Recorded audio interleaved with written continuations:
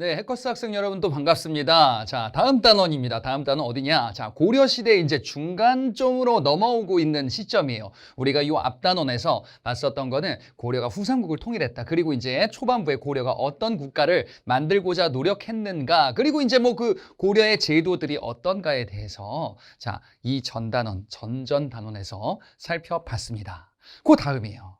이렇게 만들어지고 발전하는 고려는 어떠한 사건을 거쳐서 막 변화되는지 우리도 처음의 모습과 이전, 이후의 모습이 좀 다르잖아요. 나의 10년 전 모습과 지금의 나는 다른 것처럼 고려도 뭔가 조금씩 바뀌어 갈 겁니다. 그와 관련한 12번째 주제가 되겠습니다. 문벌귀족사회 그리고 무신정권. 자, 고려의 중간부터 후반부까지 어떻게 변화하는지를 볼 겁니다. 자, 그래서 12번째 테마를 준비했습니다. 이름하여 하극상.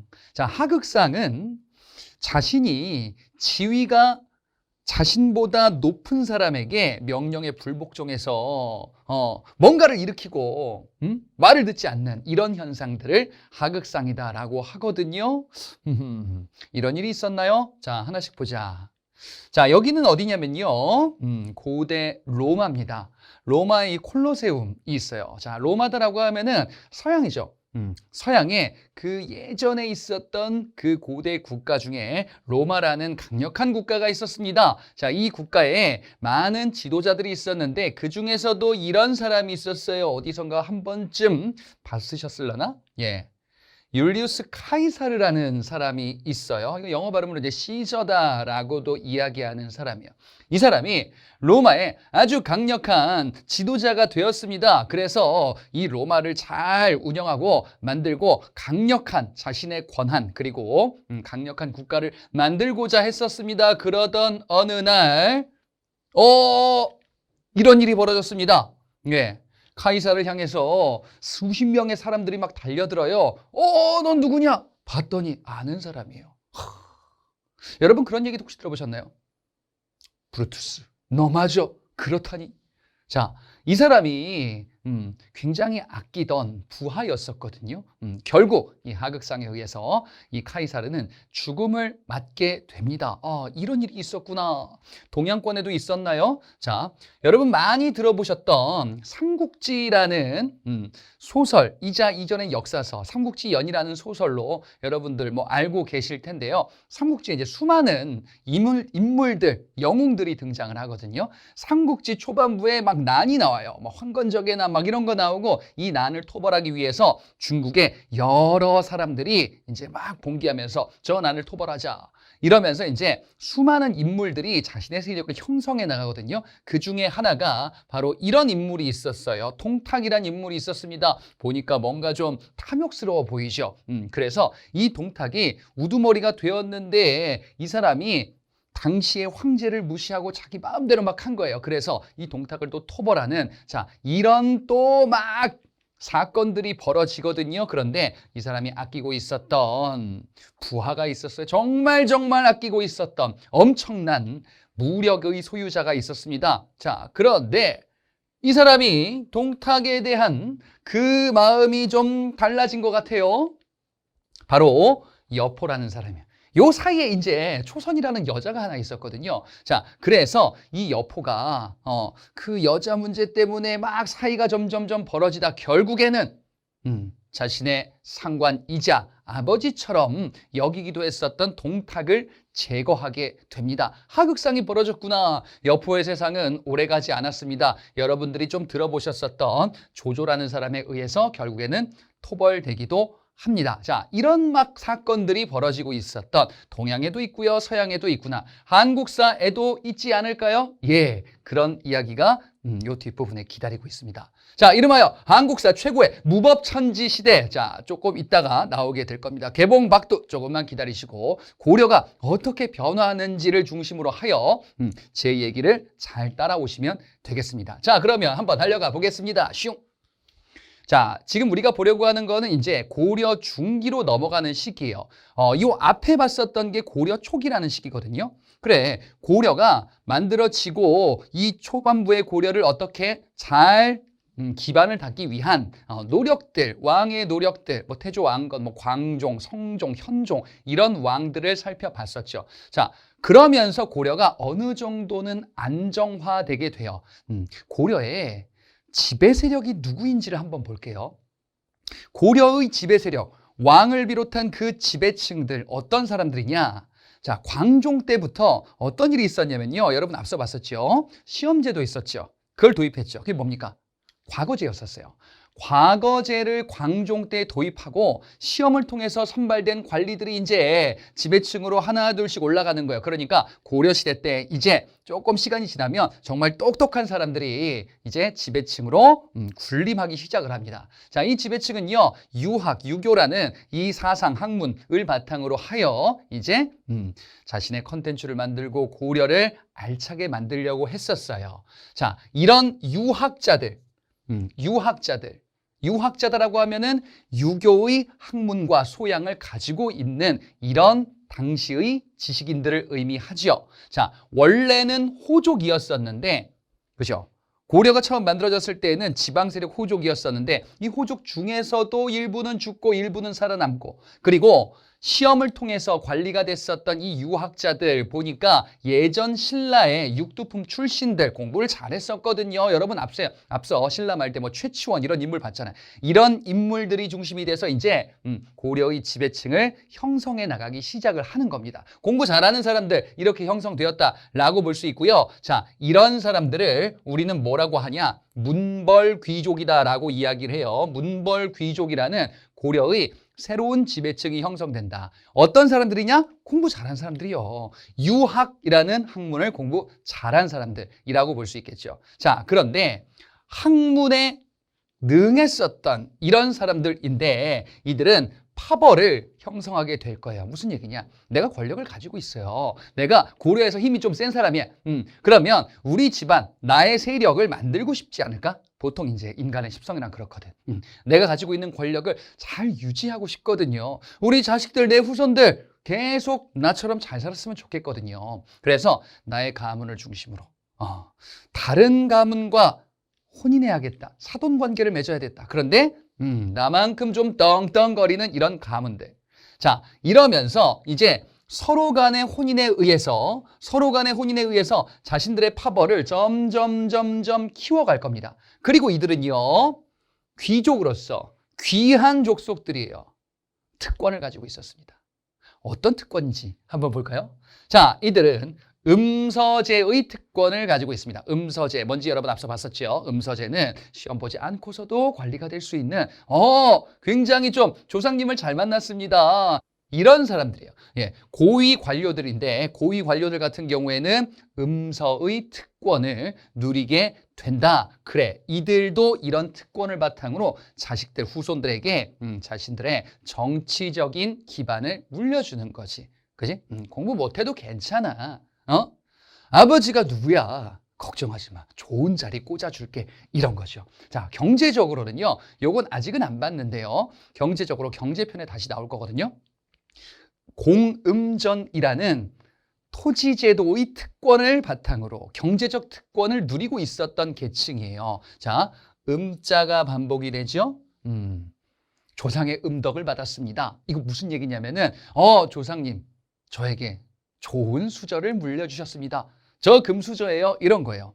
자, 이 공음전은 아버지가 고위관료라는 것으로 그 이유 때문에 내가 아버지가 국가로부터 받았었던 토지를 나에게도 물려주는 이런 경제적인 특권 세습, 그 토지를 공음전이다라고 이야기를 해요. 자, 요거는 경제편에서 우리가 다시 볼 거니까요. 요쯤으로 이해하고 넘어가시면 되겠습니다. 그래서 이들은 이 특권을 가지고 있습니다. 그러면서 자신들의 권력을 계속 유지하고 싶어요. 그러면서 한편으로는 혼인관계를 통해서 유력 가문과 사돈 관계를 맺고 우리 집안 더 떵떵거리게 할 수 있게끔 이런 자신들의 기반을 만들고 싶다. 자, 대표적인 가문이 있습니다. 경원 이씨 가문이 있습니다. 무슨 씨 이렇게 얘기하잖아요. 이건 이제 본관이다라고 하는데요. 여기 지역 이름이에요. 여기 경원 이제 참고로 인천 지역인데 요 지역을 중심으로 하는 이씨 세력들이 세력을 많이 키웠던 대표적인 문벌 귀족이었던 겁니다. 그리고 또 경주 김씨 경주 김씨는 이전 신라 왕족 출신이기도 한데, 자, 이들 세력들이 이제 마찬가지로 기반을 확대했었다. 대표적인 인물로서요, 이자겸, 김부식 이런 중요한 인물들이 이제 주인공으로 등장하게 될 겁니다. 자, 이 이자겸 얘기를 좀 해보겠습니다.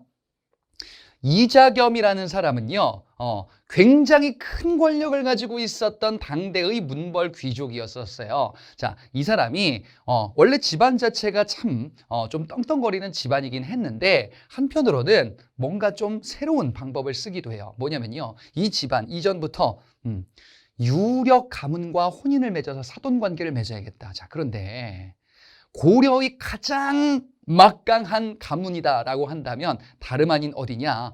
왕실이에요. 왕실. 예. 왕실과 사돈 관계를 맺으면은 그보다 더한 게 없죠. 그러면 왕실과 사돈 관계 맺으면은 왕의 외척이 되는 거거든요. 이자겸 이 사람은요, 예종이라는 왕이 있는데 이 왕에게 자신의 딸을 시집을 보냅니다. 그러면 예종이라는 왕에게 이자겸은 장인어른이 되는 거거든요. 자, 그래서 이자겸이 계속 기도하겠죠. 뭐라고? 아들 나와라, 아들 나와라. 다음 왕이 됐으면 좋으니까.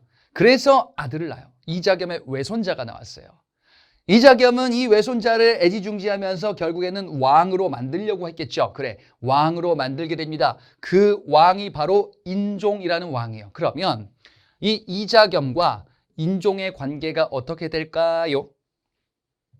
외할아버지와 외손자가 되겠죠. 그래, 이렇게 해서 인종이 왕위에 오르는데, 자, 근데 이 인종이 혼인을 해야 되겠어. 이자겸이 딱 보니까 내 딸 중에 이 인종과 혼인할 만한 딸이 있다 이거. 둘이나 있다 이거죠. 그래서 이자겸의 딸이 인종에게 시집을 가요. 인종이 좀 당혹스러워. 뭐냐? 어디서 많이 보던 사람인데. 예. 이자겸의 딸이다라고 하면은 인종에게는 엄마의 여동생이거든요. 이모예요, 이모. 이모랑 막 혼인하는 막 이런 너무 심한 근친혼이 막 나오기도 하는 겁니다. 그러면 이 둘의 관계가 이제 외할아버지와 외손자를 넘어서 장인과 사위가 되는 거예요. 예. 뭔가 족보가 좀 이상해졌죠. 멍멍이 족보가 된 겁니다. 자, 이렇게 하면서 이자겸은 정말 막강한 왕실의 외척이 되겠죠. 왕권을 넘볼 만큼 큰 권력을 갖게 되는 겁니다. 바로요, 이자겸이요. 자, 이 이자겸이 그래서 인종이라는 왕의 즉위에 공을 세우고 이렇게 엄청난 외척으로 군림하게 되는 거지. 그러다 보니까 이자겸 눈에 뵈는 게 없을 거예요. 자신의 생일을 마치 막 국경일처럼 그리고 이 이자겸은 자신의 집에 고기가 막 남아 돌아가지고 막 썩어간대. 엄청난 뇌물도 받고 어마어마한 권력을 가지면서 부패하기 시작하겠죠. 그게 보통 필연적으로 등장하는 모습이거든요. 자, 이 이자겸은 그래서 무슨 생각을 하게 되냐? 야, 이쯤 되면은 내가 왕이나 다름없지 않나? 이 당시에 이런 소문이 있었어요. 18자가 왕위에 오를 것이다. 18자가 왕위에 오른다. 한자인데요. 요거 합치면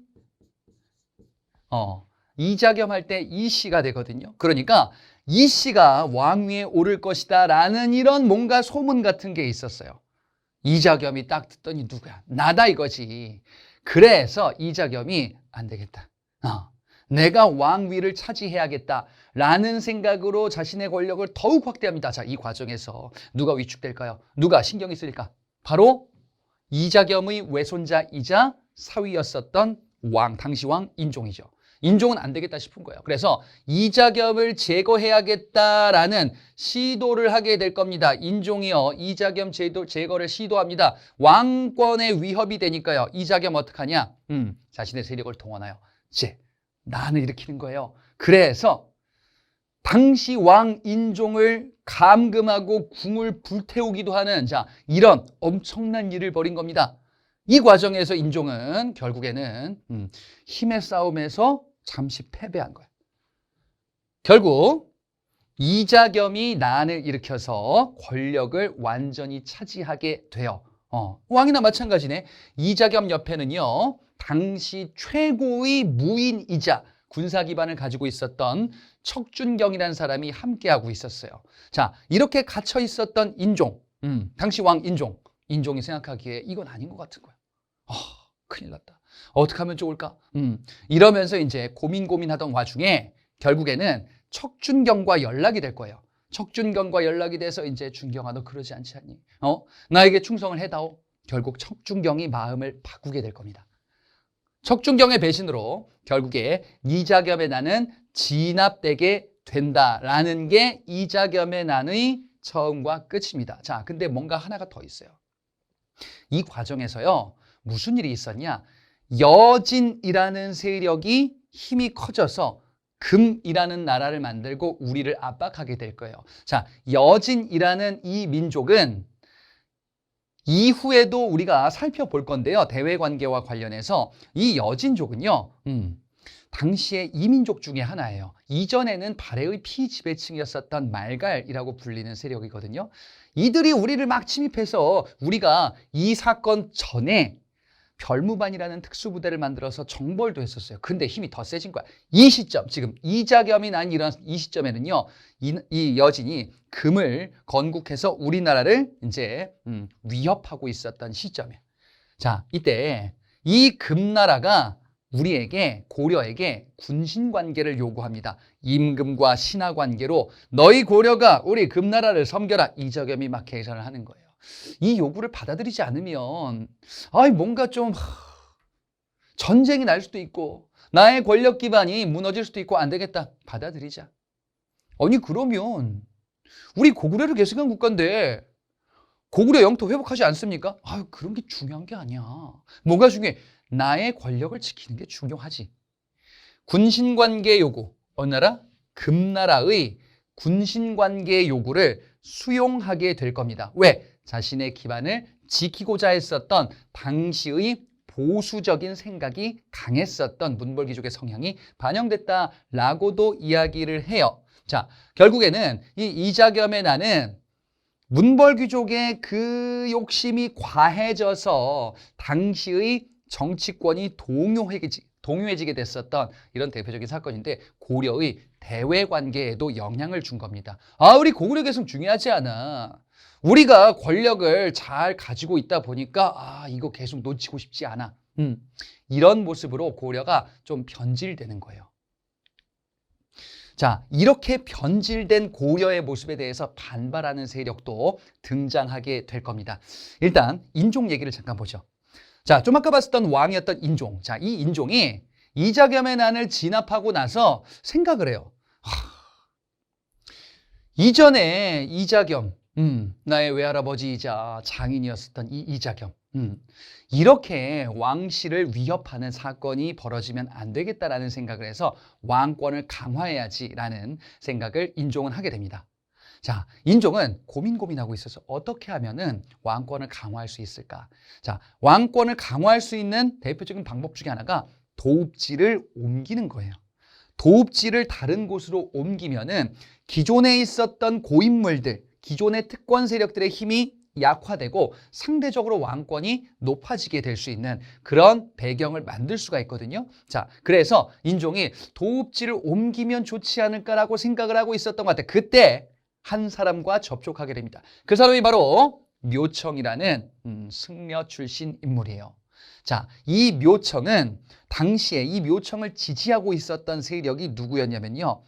수도 개경이 아니라 서경에 기반했었던 새로운 세력들이었거든요. 자, 서경은 지금의 평양이자 고구려의 옛 수도였었죠. 서경을 고려는 초반부터 정말 중요하게 생각을 했었어요. 왜? 고구려를 계승한 국가가 바로 우리 고려니까. 그리고 이 서경을 중심으로 고구려의 옛 영토를 계속 회복해 나가야 하니까 거기가 아주 핵심 지역이 됐었던 거거든. 그 지역에 있었던, 그 지역을 기반으로 하고 있었던 당시의 지배 세력들, 또 다른 지배 세력에 도전하는 지배층들이에요. 그들을 우리가 서경파다라고 하고요. 자, 이 서경파의 대표적인 인물이 묘청이었었던 겁니다. 자, 그러면 수도 개경에 기반하고 있었던 당시의 귀족들이 있겠죠. 그 대표적인 인물이 김부식이라는 인물이에요. 이전에는 이자겸 중심이었다가 이제 김부식이라는 또 다른 문벌 귀족으로 권력이 넘어갔다라고 이해해 주시면 되겠어요. 자, 그래서 지금 이런 구도가 되는 거예요. 묘청을 중심으로 하는 서경 지역의 세력들과 김부식을 중심으로 하는 개경 중심의, 즉 기존 도읍지 중심의 기존의 고인물들, 이들 간의 갈등이 벌어지게 됩니다. 개경파 그리고 서경파라고 이야기를 해요. 개경파는 기존의 세력들, 서경파는 새롭게 부상하는 세력들이라고 보시면 되겠다. 자, 당시 인종이 도읍지 옮기려고 하니까 당연히 서경이 명당이다라는 얘기가 막 퍼지겠죠. 이들이 막 얘기도 하겠고, 그 다음에 고려가 뭔가 뒤숭숭해지면서 금나라한테 임금으로 섬기기도 하고, 이거는 옛날 고구려 모습이 아니야. 도읍지로 옮기면 좋을 것이야. 개경의 땅의 기운이 뭔가 꺼지고 있어.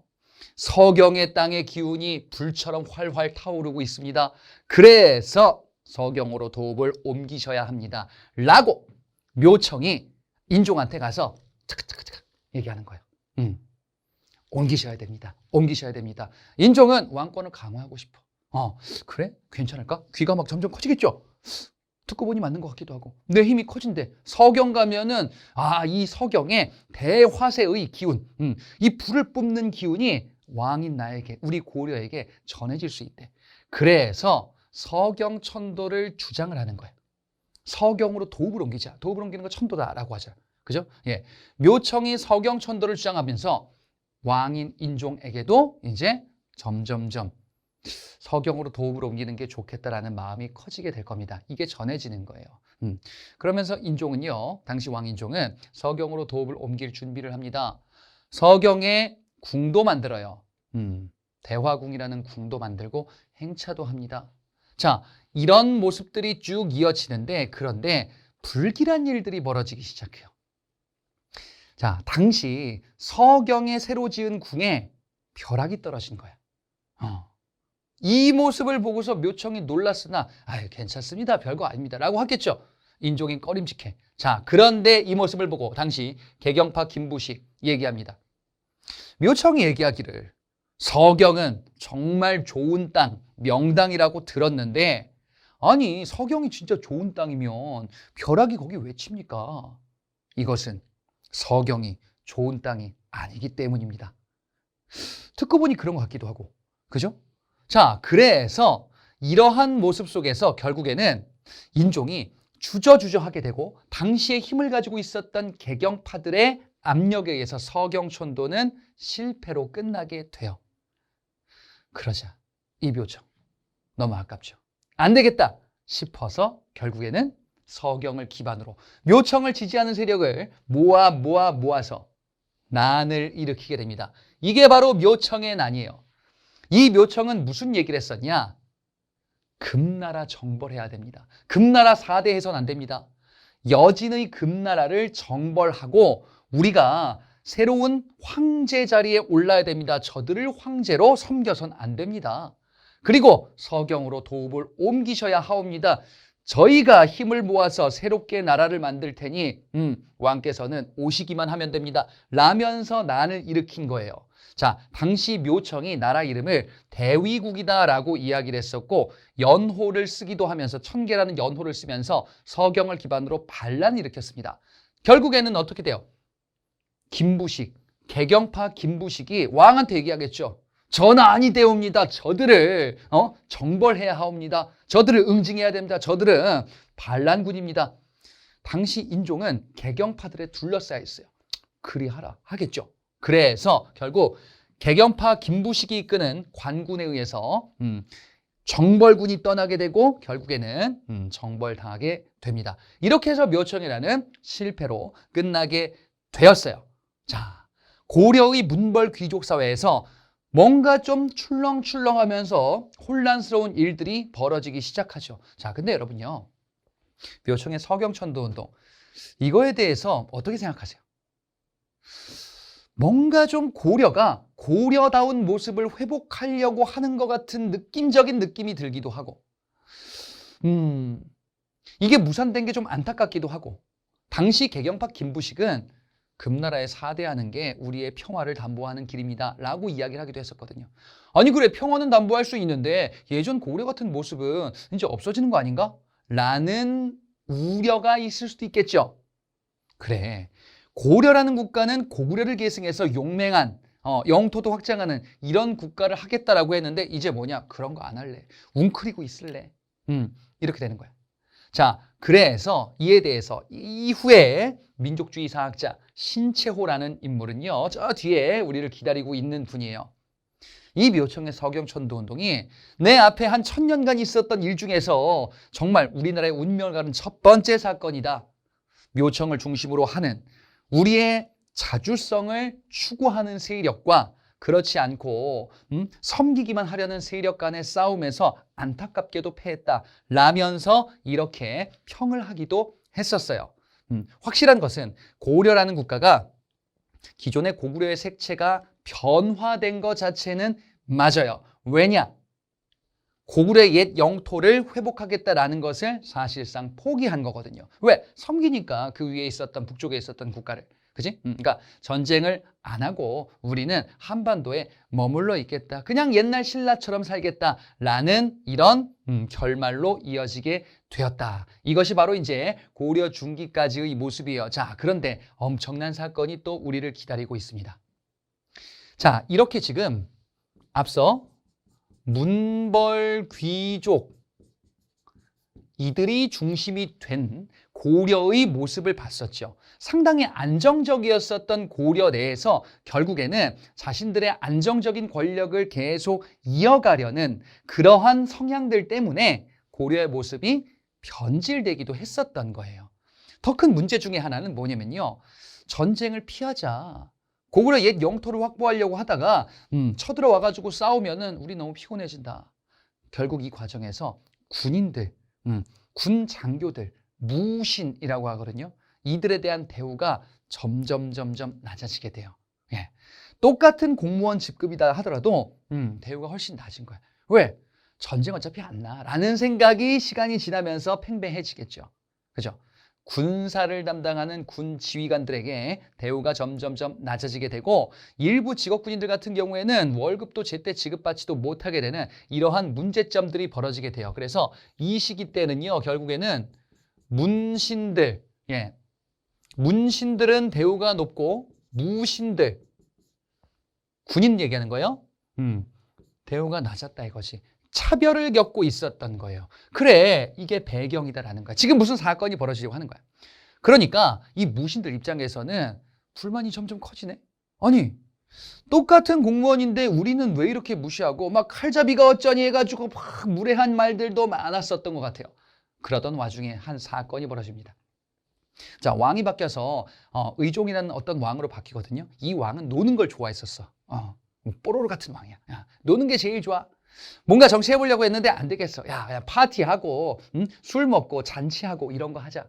자, 이런 왕이 등장했는데 당시 지배층 문벌 귀족, 이 문벌 귀족, 이 문신들이 왕들과 같이 연애도 하면서 놀이도 하고 했겠죠. 보현원이라는 곳에서 이런 잔치 연회가 있었어요. 자, 그런데 이 보현원 놀이하는 과정에서 잔치 과정에서 무신들도 있었어요. 잔치하는데 무신들은 뭘 했냐? 경비를 썼어요. 내 명색이 말이에요. 고려의 군 지휘관이고 나름 자부심이 있는데 뭐 하고 있어요? 경비 쓰고 있어. 경비를 쓰는 것을 폄하하는 게 아니에요. 자신들이 생각하는 것과 다른 일을 하는 거고 누구 경비를 서고 있어요? 또 문신들 술 먹는 거 경비를 서고 있잖아요. 뭔가 중요한 일이다라고 하기에는 현타가 오지 않을까요? 그렇지. 그래서 이 무신들이 불만이 점점 고조되고 있었어요. 그죠? 무신들 사이에서는 이런 얘기도 합니다. 아, 그래. 예전에 있었던 거 생각하면은 더 기분 나쁘지. 예전에 어떤 일이 있었냐면요. 문신과 무신 간에 싸움이 한 번 있었거든요. 자, 지금 이 보현원 놀이 이전의 일을 얘기하는 거예요. 무신 중에서 수염이 멋있게 난 사람이 있었습니다. 좀 이따가 이야기할 주인공인 정중부란 사람이에요. 이 정중부의 수염이 굉장히 멋있게 났었는데 당시 왕이 수염을 칭찬한 거예요. 멋있어. 문신들이 이걸 듣고서 기분이 안 좋아졌어요. 아니, 칼잡이, 무신들. 좀 수염 좀 잘났다고 좀 으스대는 것 같기도 하고. 그래서 어떡하냐? 수염을 불태워버려요. 수염을 불태우자, 이 불 붙은 거예요. 언놈이야 해가지고 주먹을 뻥 휘둘러가지고 그 장난쳤었던 문신 얼굴이 시퍼렇게 멍이 들었어요. 결과는 어떻게 됐냐? 감히 무신이 문신을 쳤다라고 해가지고 처벌을 받기도 합니다. 자, 이런 수염 사건이 있었어요. 이 수염 사건을 보현원 놀이에서 이야기하기도 했겠죠. 아, 이 문신들 말이야. 우리를 무시해도 너무 심하다. 우리 이렇게 지금 얘들 노는데 경비다 쓰고 있고 말이지. 자, 이렇게 연회가 이어지는 시기에 문신들이 무신들에게 호출해요. 싸움 좀 잘하는 사람 와봐. 당시에 무신 중에서 지위가 높았었던 상장군 무신이 있었어요. 좀 나이는 조금 드셨어. 근데 문신 중에서 조금 젊은 사람과 싸움을 붙여보면 어떨까라고 생각을 했던 것 같아. 싸움을 해가지고 재밌겠다. 대련을 한번 해보자. 그래서 불려갔습니다. 그래서 싸우는데 어떻게 됐냐? 결국 무신이 패배하게 돼요. 이 연애 과정에서 놀이하고 한번 붙어봐. 와, 누가 이기나 보자 했는데 무신이 패배하고 문신이 이긴 거야. 이 문신들 사이에선 이런 얘기 나올 수도 있겠죠. 아이, 나라 지키는 군인이 이렇게 희마리가 없어 해가지고 막 이런저런 얘기 조롱이 나올 수도 있겠죠. 결국 어떻게 하냐? 패배한 무신 뺨을 빡! 술이 취하기도 했을지도 몰라. 네가 나라를 지키는 사람이야? 이 모습을 보고 있었던 무신들, 이건 좀 아닌 것 같은데? 우리를 무시해도 이건 좀 아닌 것 같은데? 불만이 이성의 끈이 탁, 그죠? 어떻게 할까요? 잠깐만 기다려보자. 어떻게 할까요? 일어나라. 무신들이 결국에는 이 보현원 놀이 사건, 그리고 이전에 있었던 수염이 불탔던 사건, 이런 불만들이 누적이 돼가지고 결국에는 이 잔칫날 정변을 일으키게 됩니다. 자, 그 대표적인 인물이 정중부라는 인물이에요. 정중부, 이의방, 이런 인물들, 당시 무신들이 중심이 돼서 뒤엎어버린 거예요. 칼을 들고 가서 문신들을 죽이게 된 겁니다. 자, 이게 바로 무신 정권의 설립, 정권이 성립되게 된 이유이고요. 이 사건이 무신정변이에요. 자, 이 무신정변을 계기로 문벌 귀족들은 무신들한테 죽게 된 이런 큰 사건이 벌어진 겁니다. 자, 그래서 이를 우리가 무신정변이다라고 하고요. 무신정변으로 인해서 고려의 지배 세력이 무신으로 바뀌게 되고요. 문벌 귀족들은 결국에는 몰락하게 된 거예요. 예, 이렇게 지배층이 바뀌었구나. 그리고 왕도 유배갑니다. 예, 자, 왕을 세우는데 무신들은 이제 분풀이를 하기 시작해. 우리가 왕을 세우는데 우리가 마음대로 하자. 왕을 허수아비로 만들어버릴 거야. 왕권이 완전히 바닥에 떨어진 무신들의 권력 독점 시대로 이어지게 될 겁니다. 첫 번째 지배자, 정중부라는 인물이에요. 자, 이 정중부는 문벌 귀족들을 제거하고 하극상을 일으킨 거예요. 그래서 무신들 세상을 만들었어요. 근데 이 정중부와 함께 했었던 이의방이라는 인물이 있다. 정중부가 느끼기에 내가 혼자 다 하는 게 좋을 것 같은데 제거할까? 정중부는 이의방 일파들을 제거합니다. 자신 혼자만의 권력 독점 시대를 만들고 싶었던 거예요. 아무 눈치도 보고 싶지 않다라는 거죠. 자, 이런 상황에서 무신들은 물러가라. 기존에 쫓겨난 문신들, 즉 문벌 귀족들이 중심이 돼서 저 칼잡이들을 없애야 된다라는 난들이 벌어지게 됩니다. 김보당의 난은요, 문신들이 중심이 돼서 난을 일으켰고요. 조이총의 난은 서경 기반, 앞서 봤었던 평양 지역 서경 기반을 중심으로 하여 무신 정권을 타도하라라는 난이 벌어지기도 해요. 하지만 이런 난들은 진압되게 됩니다. 자, 그런데 가장 중요한 문제가 있어요. 이 무신 정권 시대 때 무신들이 고려를 좀 살만한 좋은 국가로 만들면 좋을 텐데 이들의 생각에는 자신들이 권력을 계속 이어가야지. 우리가 권력을 차지했으니까 우리 권력을 계속 키워나가야지 생각이 있었던 것 같아. 그러기 위해서는 우린 돈도 많아야 되고 힘도 세야 돼. 백성들 수탈하는 모습이 점점점 커지게 될 거야. 왜? 내 권력을 계속 유지하고 키워나가려면은 자신들의 재물을 늘려야 되거든요. 세금도 수탈하고 백성들도 괴롭히고 그러다 보니까 백성들의 삶이 너무너무 안 좋아지는 거예요. 대표적인 지역 한번 볼게요. 공주 명학소라는 지역에서 망이와 망소이가 이거 도저히 못 살겠다 해서 난을 일으키기도 합니다. 자, 이런 수탈에 저항해서 일으키기도 했고요. 공주 명학소의 소가 그거예요. 향부곡소. 고려의 특수행정구역. 그거 얘기하는 거야. 그래서 이 망이 망소이가 난을 일으킬 만큼 당시 무신 정권으로 들어와서 백성들의 삶은 이전 문벌귀족 시대보다 더 어려워졌다라는 게 이 시대의 결론 중에 하나예요. 자, 그럼 여기서 끝나나? 그게 아니다 이거지. 정중부가 이렇게 권력을 독점해서 쭉 유지하는데 그 밑에 부하였었던 경대승이라는 사람이 정중부만 없애면 내가 권력을 차지할 수 있을 것 같아. 무법천지 시대예요. 죽이면 된다. 저 사람만 죽이면 내가 권력을 차지할 수 있다. 이런 생각을 하게 되는 거지. 그래서 경대승이 정중부를 제거하고 권력을 차지하는 도박을 감행합니다. 이 도박은 성공을 거두게 돼요. 자, 이 경대승은요, 권력을 차지했는데 좀 불안해. 내 밑에 있는 것들이 나를 또 제거하면 어떡하지? 안 되겠다. 나를 지키는 부대를 만들어야겠다 해서 도방이라는 군사 조직을 만들어요. 네. 나를 지키는 사병 조직, 군사 조직, 경호원 조직 같은 걸 만드는 거지. 이러면서 경대승은 상당히 예민하게 주변을 보겠죠. 왜? 나를 또 죽이면 어떡해요? 아, 근데 신경 쓰이는 한 사람이 있는 거예요.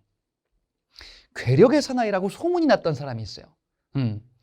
그 사람의 이름은 이의민이라는 사람이거든요. 이 이의민이라는 사람은 앞서 무신정변 때 폐위됐었던 의종이라는 사람이 있었거든요. 이 의종이 폐위돼서 유배를 갔었는데 이 의종을 죽여야 된다라는 여론이 생기게 돼요. 예, 의종을 다시 왕으로 앉혀서 무신들을 쫓아내야겠다라는 난이 벌어지기도 했거든. 그래서 무신들이 이전의 왕을 죽이는 게 맞나라는 생각을 하고 있는데, 아니, 왕을 죽인다라는 게 너무 좀 부담스럽잖아요. 아무리 무신이라도. 이 이의민이 어떡하냐. 기록에 따르면 이렇게 기록에 나와 있어요. 척추를 부러뜨려 죽였다. 이렇게 돼 있어요. 좀 끔찍한 얘기죠.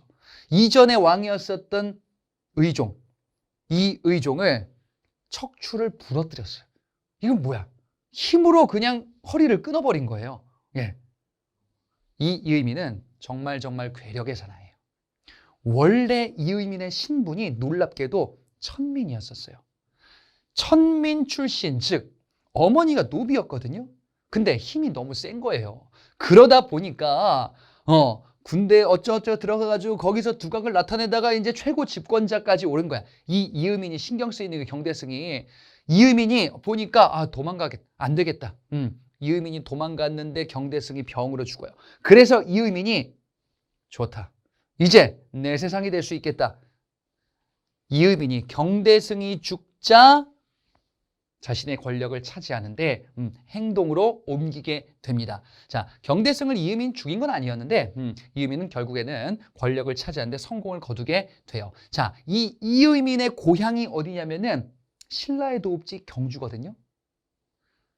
이 사람 고향이 경주 쪽이야. 근데 이런 난이 하나 벌어져요. 김삼이 효심의 난이라는 난이 이때 벌어져요. 왜 벌어집니까? 계속 수탈, 백성들의 삶이 어려워졌다 그랬잖아요. 그렇지? 근데 여기가 어디냐? 운문과 초전, 경상도 인근 지역이거든요. 경주 인근 지역이거든. 이의민이 생각을 한 거야.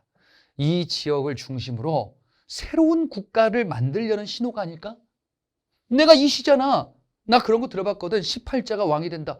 나도 이씨인데 왕이 되지 않을까? 라는 생각을 하기도 했었던 인물이에요. 자, 이의민. 이 사람도 왕이 되고 싶은 것 같아. 이 괴력의 사나이 이의민을 제거해야 되겠어. 이런 움직임들이 벌어집니다. 저런 것들은 안 돼. 최충원과 동생이 연합해서 이의민을 제거해야겠다라는 움직임을 벌입니다. 자, 당시에 사이가 나쁘진 않았는데요.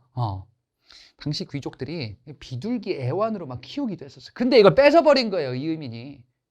기분이 상한 거야. 이런 사소한 일이 원인이 돼서 결국에는 저 이의민 집권자, 천민 출신 집권자를 죽여야겠다. 하극상 감행하자. 최충원의 이 도박은 성공을 거두게 됩니다. 이의민을 제거하고 결국 최충원은 집권하게 됩니다. 자, 이 최충원부터 우리는 최씨 정권이다라고 이야기를 해요. 최충원은 누군가에게 하극상을 당하지는 않고 아들에게 권력을 물려주거든요. 아들에서 아들로 4대 60여 년간 최씨들이 권력을 차지하는 시기가 당분간 이어지게 될 겁니다. 자, 이 시대를 그래서 최충원 이후의 시대를 최씨 정권이다. 무신 집권 시기 중에서 최씨 정권이다라고 이야기를 하기도 해요. 자, 그러면 배경이 있겠죠. 최씨 정권을 처음에 시작했었던 최충원 같은 경우에는 뭐가 잘나서 죽지 않고 권력을 유지할 수 있었을까? 나름대로 정치 권력을 유지하기 위한 조금 더 세련된 정책들을 하려는 시도를 했었어요. 자, 당시 허수아비 왕 명종이라는 왕이 있었는데 이 왕한테 봉사십조라는 개혁의 건의문을 올려요. 우리가 정치하기 위해서는 이렇게 하셔야 됩니다. 좋은 방향으로 해야 됩니다. 잘못된 것을 없애야 됩니다라는 건의문을 올려요. 와, 최충원은 그래서 좋은 국가 만들려고 했나 봐요? 그건 아니야. 흉내를 낸 거예요. 내 기반을 유지하기 위해서 그래, 정치하는 어느 정도의 쇼 정도는 해야지. 봉사십조입니다. 그리고 최충원은요, 자신의 권력 기반을 강화하고 유지하기 위한 정치 조직을 하나 만들거든요. 그게 바로 이제 교정도감이라는 기관이에요. 교정도감이라는 기관은 애초에는 나를 공격할 만한 사람들을 감시해야겠다라는 목적으로 설치했는데 이것을 자신이 권력을 유지하고 정치를 운영하는 기관으로 활용을 하는 거예요. 그래서 최충원 때 이 교정도감이라는 기관, 그 다음에 왕한테 개혁의 건의문을 올리면서 나는 고려를 위한 사람이야 라는 이미지를 보여주기도 하고, 그러니까 최충원에 대한 반감이 표면적으로는 좀 줄겠지. 최씨 정권이 이어지게 된 겁니다. 자, 그리고 기존의 도방을 확대하면서 자신의 경호 조직을 늘려나갈 겁니다. 자, 이 최충원, 그런데 최충원의 노비가 하나 있었어요. 누구냐? 만적이라는 인물이 있었습니다. 이 사람은 신분이 노비예요. 이 만적, 최충원을 주인으로 모시고 있었던 노비인데 무슨 얘기를 들었어. 아니, 우리 주인 최충원이 말이야, 그 이전에 이의민이라는 사람을 죽였대. 근데 이의민이 어떤 사람인가 보니까 천민 출신이었대. 노비 출신이었대요. 나도 노비인데. 나는 그냥 짐승처럼 취급받는 그런 노비. 아니, 근데 노비 출신도 그렇게 권력을 쥐게 되는구나. 야, 누가 왕이 되고 누가 고위 관료 재상이 되는 거는 정해진 게 아니구나. 이거는 때가 되면 다 할 수 있는 거구나. 그 때를 만들어야겠다. 동네 노비들 모은 거야. 야, 이 땅에 노비 같은 거 없어야 되지 않겠어? 우리 신분 이렇게 차별받는 거 없어야 되지 않겠어? 응? 왕이 누가 되고 재상이 누가 되고 왕후장상의 씨가 따로 있는 게 아니다. 이 땅에 신분제를 없애면 된다. 그러면 어떻게 하면 되는가? 우리 다 돌아가서 우리 주인들을 가서 죽이자. 그리고 노비 문서를 다 불살라버리자. 이런 난을 추진했었던 게 만적이에요. 앞서 이의민이 천민 출신이니까 영향을 받기도 한 거예요. 이 만적은 수도 개경을 중심으로 이렇게 모의를 했었는데 이게 사전 발각돼요. 결국에는 처형당하게 되더라. 왜 이런 게 나오겠어요? 하극상이니까 주인도 죽일 수 있다라는 인식이 퍼졌겠죠. 그렇지? 예. 이런 당시 신분제 사회에서는 무법천지의 모습들이 막 나오기도 하는 거예요. 자, 이런 최충원 때 역시나 계속 난들이 벌어지고 사회는 혼란해집니다. 여전히 계속 이어져요. 사회가 안정되고 백성들이 잘 살게끔 하는 쇼를 했다고 뭔가 바뀌는 건 아니었던 거예요. 하지만 자신의 기반은 공고해지겠죠. 그래서 아들에게 물려줍니다. 바로 최우라는 인물이에요. 자, 이 최우 마찬가지로 무신 출신 인물입니다. 자신의 기반을 강화해야 되겠어. 아버지처럼 나의 기반을 정치적으로 강화시켜야지 내 권력을 유지할 수 있겠어. 내가 죽지 않을 수 있겠어. 하극상을 안 당할 수 있겠어요. 그러기 위해서는 주변에 내 사람들이 쫙 고려의 고위 관료에 내 사람들을 쫙 깔아놔야 돼. 예, 사람을 관직에 임명하는 거를 인사 문제다라고 이야기를 하죠. 그 인사 문제를 담당하기 위해서 자기 집에다가 정방이란 걸 만들어요. 정방을 만들어서 자기 집에서 너는 요거 해, 너는 이 일 해, 너는 이 장관 해. 임명하는 거예요. 왜? 정방이다. 그리고 서방이라는 기구를 만들거든요. 서방은 최우가 정치를 운영하려고 하는데 주변에 무신들이 많아요. 무신들은 칼을 잘 쓰고 활을 잘 쏘는데 근데 문제는 글 쓰는 거에 좀 부족해. 실제로 한자를 잘 모르는 사람도 있었대요. 최우가 생각하겠지. 아니 이런 무식한 것들 글자도 모르고 안 되겠다. 문신들을 좀 등용해야겠다. 글 좀 쓰는 애들, 학자들을 관직에 좀 앉혀야겠다. 라고 해서 만든 게 서방이라는 기구예요. 자, 그리고 최우 때 돼서 보니까 이 무신집권기 때 사회 질서가 계속 혼란하죠. 뭐 도적들도 많고, 도둑, 강도 이런 거 많은 거예요. 치안 문제가 생겨요. 예. 이런 치안을 담당하기 위해서 기관을 하나 만드는데 야별초라는 기관을 하나 만들거든요.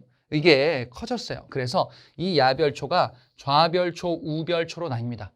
그리고 신의군이라는 조직도 만들어져요. 자, 요거 세 개를 합쳐서 우리가 뭐라고 하냐? 삼별초다라고 이야기를 합니다. 이거 어렸을 때 어디서 들어본 것 같은데요? 예, 삼별초는 최우 때 몽골이 침입하는데요. 요 뒤에 우리 얘기를 기다리고 있을 거예요. 몽골이 침입해서 계속 전쟁이 벌어지기 시작할 거거든요. 그 몽골 침입 항쟁 과정에서 삼별초가 활약하기도 할 겁니다. 당시 최우는요, 몽골의 항쟁에 저항하기 위해서 강화도로 도읍을 천도하기도 합니다. 이렇게 최우, 최충원, 최우 시기 내용까지 살펴봤습니다. 네, 여기까지 이제 우리 이론 문제를 봤고요. 자, 지금 우리 고려 중기부터 후반부에 변화되는 모습을 몇 가지 사건을 중심으로 하여 살펴봤던 겁니다. 자, 이런 내용 여기까지 보고요. 이와 관련한 문제풀이 넘어가 보도록 하겠습니다. 자, 이제 이와 관련한 고려 중기 그리고 고려 후기 문벌귀족 무신정권, 자, 이 시기와 관련한 사건들 봤죠? 문제풀이 네 문제 한번 풀어보도록 하겠습니다. 1번 문제입니다.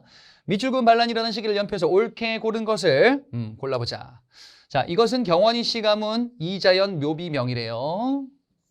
이자겸의 그 윗대 조상이에요. 그래, 훗날 이자연의 손자 또한 딸들을 왕비로 보내서 최고 권력을 누렸대요. 그래, 그래서 반란을 일으켰대요. 경원 이씨. 그리고 이제 인종이 위협을 느껴서 반란 일으켰다라고 돼 있지. 그러면 이 사람 인물 누구냐? 이자겸. 이자겸이 난을 일으킨 시기가 언제입니까? 라고 물어본 거죠. 이자겸이 난을 일으킨 시기는 왕은 인종인데, 자, 지배세력 누구였죠? 문벌 귀족 시기. 문벌 귀족들이 권력을 차지하고 있었던 시기인데 언제일까요? 자, 별무반 조직은 앞서 간단히 언급은 했었는데 아직 본격적으로는 안 나왔어요. 여진을 정벌하기 위해서 만들었었던 특수부대 별무반은요, 이자겸의 난 이전, 그 조금 전쯤이에요. 묘청의 난은 봤었죠. 묘청의 난, 인종 때인데 이자겸의 난이 진압되고 나서 묘청이 서경천도 운동을 추진하게 되는, 자, 요게 둘 다 인종 때 있었던 건데 선후 관계는 이렇게 되죠. 자, 그래서 가시기 1번이 되겠습니다. 뒤에 나와 있는 건 뭔지 한번 볼게요. 무신정변, 그래. 문벌 귀족 시기 이후에 무신정변으로 문벌 귀족이 무너지게 됐었던 거죠. 문신들이 무너지고 무신들 정권으로 넘어갔던 거죠. 그리고 무신정변 이후에 집권 세력으로서 집권자가 정중부, 경대승, 이의민 이렇게 있었죠. 이의민이 천민 출신 집권자 괴력의 사나이 그랬다가 최씨 정권으로 넘어가고 최충원 집권 그리고 최우로 넘어갔었던 거죠. 개경환도는 강화도에서 돌아왔었던 건데 이건 대외관계에서 등장하게 될 겁니다. 그래서 무신정권도 이때 끝나게 될 거예요. 공민왕직위는 고려 말대의 개혁군주 인물입니다. 자, 답은 1번이 되겠어요. 2번 문제. 다음 대화에 나타난 사건에 대한 설명으로 옳은 것을 골라보자. 뭘 주장했나요? 서경천도를 주장했대요. 그리고 금나라 정벌을 주장했답니다. 연호를 천계로 대위국이라는 국가 수립을 선포하면서 서경 기반으로 반란을 일으켰구나. 그리고 이것도 봤었어요. 신채호라는 인물은 조선 역사 1000년 동안 이전 있었던 일 동안 가장 중요한 첫 번째 사건이었다. 묘청의 서경천도 운동이 실패로 끝난 게 아쉬웠다 라면서 평가를 하기도 했었죠. 자, 그래서 이 사건은 결국에는 묘청의 서경천도 운동이 되겠습니다. 그와 관련한 내용을 한번 보자. 1번. 국왕이 나주까지 피난하였다. 당시 왕 인종 묘청의 서경천도 운동으로 피난했나? 그런 거 못 본 것 같은데요. 예, 답은 아니죠. 요거는 참고로 대외관계편에서 등장하는데 거란의 침입으로 피난 갔었던 인종 이전에 있었던 왕 중에 현종이라는 왕이에요. 2번 초조대장경 간행의 계기가 되었다. 요것도 거란 침입으로 초조대장경이라는 불교 대장경을 편찬하게 될 겁니다. 자, 요것도 현종 때요. 3번 김부식 등이 이끈 관군에 의해 진압되었다. 이게 정답이죠. 서경파, 개경파. 그래서 개경파 김부식 그리고 서경파 묘청, 정지상 이런 인물들이 있거든요. 자, 그래서 이렇게 갈등을 벌이게 됐었고요. 개경파 같은 경우에는 보수적이면서 사대적인 자신들의 권력을 유지하고 대외적으로는 금나라 섬기자. 아니다. 개혁을 추진하자. 그리고 주체적으로 우리가 금나라 정벌하고 황제 칭호해야 된다라는 것을 주장하기도 했었습니다. 그리고 서경으로 도읍을 옮겨야 된다라는 주장. 왜? 여기가 명당이거든요. 이런 사상을 뭐라 그래요? 풍수지리 사상이다. 이렇게도 이야기를 하죠. 그죠? 예, 요것 또한 보충해 주셔야 되겠습니다. 자, 답은 그래서 3번이 되겠어요. 4번. 이성계가 정권을 장악하는 결과를 가져왔다. 이거는 고려 말대에 해당되는 내용이에요. 이성계 나오려면 아직 시간이 남았어요. 5번. 여진 정벌을 위한 별무반 편성에 영향을 주었다. 예, 별무반 또 나왔는데 요거는 이자겸의 난과 묘청의 서경천동 이전에 있었던 사실이 되겠습니다. 자, 그래서 직접적인 관련이 없다. 3번 문제. 다음 사건의 배경으로 가장 적절한 것을 골라보자. 인물을 잘 찾아내시면 돼요. 조위총. 조위총이라는 인물이 지금 보니까 뭘 토벌해야 된대요. 무슨 일을 일으키려고 하나 봐요. 아, 그래. 조위총이 난을 일으키려고 하는구나. 서경을 기반으로 난을 일으키려고 했었다. 자, 무신 집권기 때 난들을 보자면 이런 게 있었어요. 김보당의 난, 그리고 조위총의 난 이런 거 있었죠. 그 다음에 경주 명학소를 중심으로 하는 망이와 망소이의 난 이런 난들이 있었고 그 다음에 또 뭘 봤었냐면요. 만적의 난을 봤었습니다. 예, 요 사이에도 하나 있는데요. 김삼이와 효심의 난 그리고 만적의 난. 요 만적의 난은 노비 출신이었었던 만적이 신분해방을 목표로 일으켰었던 난이다 라고 봤었죠. 자, 그러면 지금 뭐가 나온 거냐면요. 조위총의 난이 나온 거예요. 요게 무신정권 앞부분에 있고 넘어가면서 이런 난들로 이어진다라고 봤었고 만적은 최충원의 노비였었잖아요. 그죠? 예, 그래서 그러면 이 사건의 배경이다라고 한다면 조위총이 나는 일으킨 요 이유가 뭐냐? 요 앞에 뭐가 있으니까 나는 일으켰다라는 거죠. 뭐겠어요? 무신 정권에 대한 반발이었었던 거예요. 자, 그래서 무신 정변을 골라주시면 2번입니다. 1번의 노비만적이 만란을 모의했다라는 거는요. 조위총이 난 이후니까 원인이 될 수가 없겠죠. 3번 신돈이 전민 변정도간 판사가 되었다. 예, 요거는 뒤에 공민왕이라는 왕 때 등장하는 인물입니다. 고려 말 때예요. 4번 망이와 망소이 등이 명학소에서 봉기하였다. 조위총의 난이 먼저예요. 그래서 요 난을 일으켰었던 이유는 무신들의 무신들을 무너뜨리자라는 난 중에 하나였기 때문에 4번이 아니라 2번이 되겠어요. 5번 최충원이 교정도감 설치해서 국정을 총괄했다. 최충원 나오기 전에 정중부 집권 시기에 해당되는 사건이 조위총의 난이어서 답이 될 수가 없겠다. 답은 2번이 되겠습니다. 4번 문제. 가라를 일어난 순서대로 옳게 나란 것을 골라보자. 자, 각각 무엇인지 볼게요. 가. 금국을 정벌하자고 주장하던 묘청이 서경천도가 어려워지자 국호를 대위, 연호를 천계라고 해서 난을 일으켰다. 묘청의 난이구나. 나의 이자겸과 척준경, 이자겸이 반란 일으켰네요. 예, 왕의 측근 세력 제거했다. 요 시기 때 왕은 인종이라 그랬죠? 왜? 이게 이자겸의 난. 이거는 묘청의 서경천도 운동 이렇게 되지. 가와 나 중에서는 나 다음에 가가 되겠죠? 다음에 다 왕이 보현원에 행차했을 때 정중부 이의방을 비롯한 무신들 다수 문신을 제거하고 권력을 장악했다. 이거는 보현원 놀이 있고요. 정중부. 그래서 무신들이 난을 일으켰다. 무신정변이네요. 무신정변으로 기존의 문벌 귀족이 무너지게 되었구나.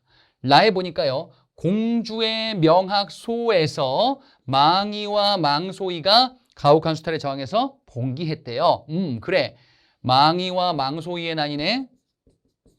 무신정변이 일어나고 나서 이런저런 난들이 벌어졌다. 김보당의 난, 조이총의 난, 망이 망소의 난, 김삼이 효심의 난, 그리고 만적의 난 이런 난들이 벌어지게 되었구나. 자, 그래서 순서를 보자면 나가 다음에 무신정변 다 그리고 이후에 망이와 망소의 난 이렇게 되겠죠. 자, 답을 3번으로 고를 수가 있겠습니다. 자, 문제풀이 여기서 하고요. 여기까지 하고요. 다음 단원에서 뵙도록 하겠습니다. 수고하셨습니다.